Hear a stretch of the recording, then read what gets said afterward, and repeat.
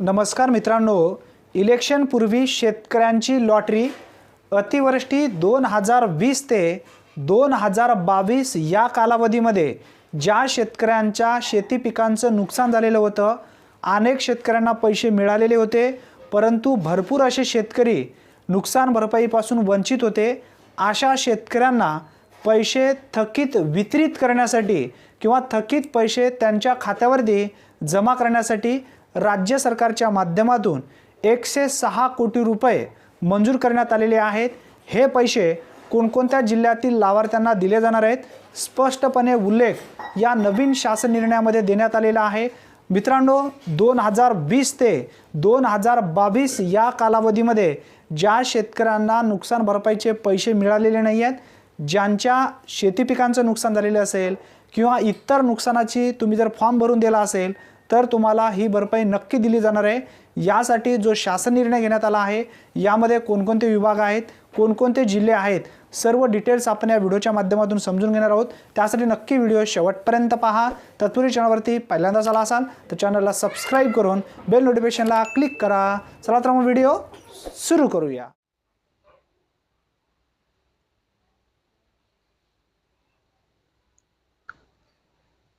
शेतकरी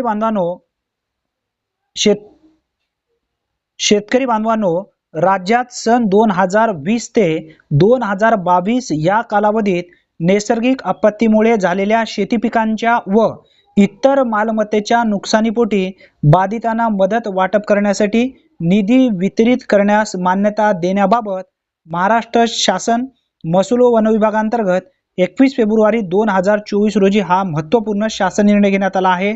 तुमची नुकसान भरपाई झालेली असेल तर ही भरपाई तुमच्या खात्यावरती तात्काळ वितरित करण्यासाठी हा शासन निर्णय घेण्यात आलेला आहे। मित्रांनो, इलेक्शनच्या पूर्वी हे पैसे तुमच्या खात्यावरती नक्की वितरित केले जातील। प्रस्तावनेमध्ये सुद्धा सविस्तर माहिती देण्यात आली आहे, परंतु आपण मेन मुद्दे घेऊया। यामध्ये कोणकोणते जिल्हे पात्र आहेत, कोणकोणते विभाग असणार आहेत, याविषयी आपण पुढे जाणून घेणार आहोत। आता शासन निर्णयामध्ये काय माहिती देण्यात आली आहे ही समजून घेऊया। सन 2020 ते 22 या कालावधीत नैसर्गिक आपत्तीमुळे झालेल्या शेती पिकांच्या व इतर मालमत्तेच्या नुकसानीकरिता बाधितांना मदत वाटप करण्यासाठी एकूण 106 कोटी 64 लाख 94 हजार इतका निधी वितरित करण्यास शासनाची मान्यता देण्यात येत आहे। मित्रांनो, हे पैसे डीबीटी प्रणालीद्वारे थेट लाभार्थ्यांच्या खात्यावरती जमा केले जातील। याच्या याद्या सुद्धा प्रकाशित केली जाईल। या याद्या डीबीटी अंतर्गत म्हणजे या याद्या तलाठी असेल, ग्रामसेवक असेल, यांच्याकडे यादी येईल। यादी आल्यानंतर तुम्हाला केवायसी करावी लागेल। ज्या पद्धतीने तुम्ही 2023 साठी तुम्हाला जे नुकसान भरपाईचे पैसे तुम्ही घेतलात त्याच पद्धतीने तुम्हाला केवायसी करावं लागणार आहे। जेव्हा केवायसीची यादी येईल तेव्हा तुम्हाला केवायसी करून घ्यायची आहे। केवायसी करून घेतल्यानंतर तुमच्या खात्यावरती हे पैसे येणार आहेत। आता या ठिकाणी जे सांगण्यात आलेली माहिती आहे, कोणकोणते यामधून विभाग आहेत हे सुद्धा समजून घेणं आवश्यक आहे। कोकण विभाग आहे। कोकण विभागामधून जानेवारी 2021 आपण पूर्ण डाटा थोडक्यात समजून घेऊया। व्हिडिओ थोडासा मोठा होईल, परंतु तुमच्यासाठी सर्व महत्त्वाची ही माहिती ठरणार आहे। जानेवारी 2021, मे 2021, जून ते ऑक्टोबर 2020, जानेवारी 2022, ऑगस्ट ते सप्टेंबर 2021, ऑक्टोबर 2022, जुलै 2021, जून 2022 या पद्धतीने ही निधी असणार आहे। आता यामध्ये जे जिल्हे आहे, जानेवारी 2021 साठी रायगड आहे, मे 2021 साठी सिंधुदुर्ग, जून ते ऑक्टोबर 2020 साठी ठाणे, त्यानंतर जानेवारी 2022 साठी ठाणे, ऑक्टोबर ते सप्टेंबर 2021 साठी रत्नागिरी, ऑक्टोबर 2022 साठी ठाणे, पालघर, रायगड, रत्नागिरी, सिंधुदुर्ग असे हे कोकण विभागामधील जिल्हे आहेत। आता या ठिकाणी तुम्हाला समजून घ्यायला पाहिजे ही निधी कशासाठी तुम्हाला मिळणार आहे। शेती पिके नुकसानीसाठी तुम्हाला ही निधी दिली जाणार आहे। त्यानंतर शेत जमिनीचे नुकसान झालं असेल तर त्यासाठी ही निधी दिली जाणार आहे। त्यानंतर समजून घेऊया आपण नैसर्गिक आपत्तीमध्ये घरे वगैरे तुमची पडझड झालेली असेल, भांडी कुंडी तुमची वाहून गेली असेल तर यासाठी सुद्धा तुम्हाला ही मदत दिली जाणार आहे। त्यानंतर जर मृत जनावरांसाठी सुद्धा ही निधी दिली जाणार आहे। तुमचं कुक्कुटपालनचं शेड वगैरे नुकसान झालेलं असेल तर यासाठी सुद्धा ही मदत मिळणार आहे। 2 दिवसापेक्षा अधिक कालावधीकरिता तुमचे घर असेल, पाण्यात बुडालेले असतील, त्याचे जे काही नुकसान झालेली आहे त्या संदर्भात तुम्ही अर्ज वगैरे केला असेल तर याची भरपाई सुद्धा तुम्हाला दिली जाणार आहे। त्यानंतर हस्तकला, हातमाग, कारागीर, बलुतेदार यांना सुद्धा ही मदत दिली जाणार आहे। त्यानंतर मस्त व्यवसाय करणाऱ्याची जी नुकसान भरपाई झालेली असेल यांना सुद्धा ही भरपाई दिली जाणार आहे। त्यानंतर दुकानदार, टपरीधारक यांना सुद्धा ही मदत दिली जाणार आहे। राहत शिबिर यासाठी सुद्धा ही मदत असणार आहे। आता मित्रांनो, त्यानंतर आपण समजून घेऊया की नागपूर विभागामधून कोणकोणते जिल्हे आहेत आणि इसवी सन कशा पद्धतीने आहे हे सुद्धा समजून घेणं आवश्यक आहे। मित्रांनो, या ठिकाणी सांगण्यात आलेलं आहे जून ते ऑगस्ट 2022 यामध्ये भंडारा जिल्हा आहे। सप्टेंबर ते ऑक्टोबर 2022 गडचिरोली जिल्हा, सप्टेंबर ऑक्टोबर 2022 गोंदिया जिल्हा, जून ते ऑक्टोबर 2022 चंद्रपूर जिल्हा, जुलै ते ऑगस्ट 2022 चंद्रपूर जिल्हा। आता त्यानंतर या ठिकाणी सांगण्यात आलेली जी माहिती आहे ती म्हणजे नागपूर जिल्हा एकूण या ठिकाणी ही निधी अशा पद्धतीने दिली जाणार आहे। त्यानंतर वर्धा आहे, यामध्ये सुद्धा जिल्हा हा पात्र असणार आहे। अशा पद्धतीने हे जिल्हे यामध्ये पात्र ठरवण्यात आलेले आहेत। भंडारा असेल, त्यानंतर गोंदिया असेल, हे जिल्हे सुद्धा आहेत।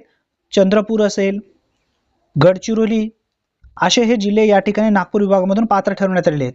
आता त्यानंतर नाशिक विभागामधून जे जिल्हे आहेत हे सुद्धा कोणकोणते आहेत हे सुद्धा समजून घेणं आवश्यक आहे। जानेवारी ते ऑक्टोबर 2021 या कालावधीसाठी जळगाव जिल्हा पात्र आहे। जानेवारी ते ऑक्टोबर 2021 साठी जळगाव जिल्हा परत पात्र आहे। जानेवारी 2021 साठी नाशिक जिल्हा पात्र आहे।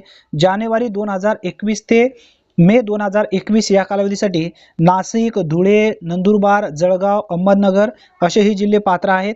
त्यानंतर जून 2021 साठी नाशिक, धुळे, नंदुरबार, जळगाव, अहमदनगर असे हे जिल्हे पात्र आहेत।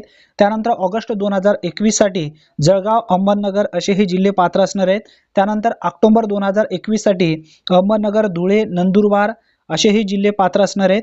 त्यानंतर ऑगस्ट ते सप्टेंबर 2021 साठी धुळे, नंदुरबार, जळगाव, अहमदनगर असे हे जिल्हे नाशिक विभागामधून पात्र आहेत।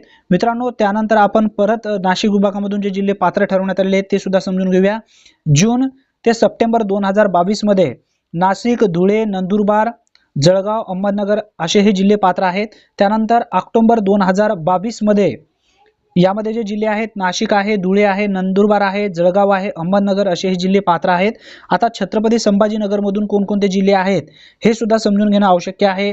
मित्रांनो, जून ते ऑक्टोबर 2022 या कालावधीसाठी छत्रपती संभाजीनगर, त्यानंतर एप्रिल ते जानेवारी 2022 या कालावधीसाठी छत्रपती संभाजीनगर, जालना, परभणी, हिंगोली, नांदेड, बीड, लातूर, धाराशिव असे हे जिल्हे पात्र आहेत। त्यानंतर ऑक्टोबर 2021 ते जानेवारी 2022 या कालावधीसाठी छत्रपती संभाजीनगर, जालना, परभणी, हिंगोली, नांदेड, बीड, लातूर, धाराशिव असे हे जिल्हे पात्र आहेत। त्यानंतर अमरावती विभागामधून ऑगस्ट 2022 साठी फक्त अमरावती एक जिल्हा आहे। त्यानंतर पुणे विभागामधून ऑक्टोबर 2022 साठी कोल्हापूर जिल्हा हे पात्र आहे। अशा पद्धतीने या विभागातील हे सर्व जिल्हे पात्र आहेत। ज्या शेतकऱ्यांचा शेती पिकांचं नुकसान झालेले असेल अशा शेतकऱ्यांच्या खात्यावरती ही रक्कम लवकरात लवकर जमा केली जाणार आहे। यासाठीच हा शासन निर्णय घेण्यात आलेला आहे। धन्यवाद मित्रांनो, पुन्हा भेटूया नवीन व्हिडिओमध्ये नवीन माहितीसह। तोपर्यंत जय हिंद, जय महाराष्ट्र।